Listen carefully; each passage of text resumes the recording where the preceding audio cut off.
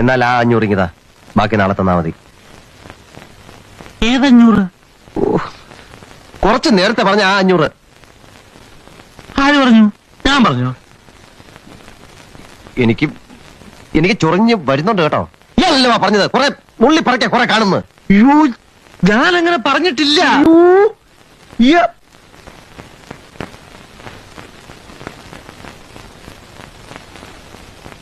ശരി, എല്ലാം പോട്ട്.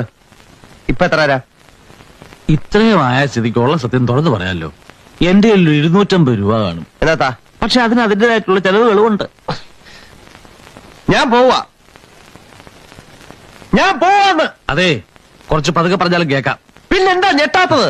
സാധാരണ ഇത്ര നിസ്സാര കാര്യങ്ങൾക്ക് ഞാൻ ഞെട്ടാറില്ല. ഓഹോ, അറിയാത്ത കുഞ്ഞ് ചൊറിയുമ്പോ അറിയുന്ന എന്റെ അമ്മ പറഞ്ഞിട്ടുണ്ട്. എന്റെ അടുത്താ കളി. ഞാനിത് കുറെ കണ്ടിട്ട് തന്നെ വന്നിരിക്കുന്നത്.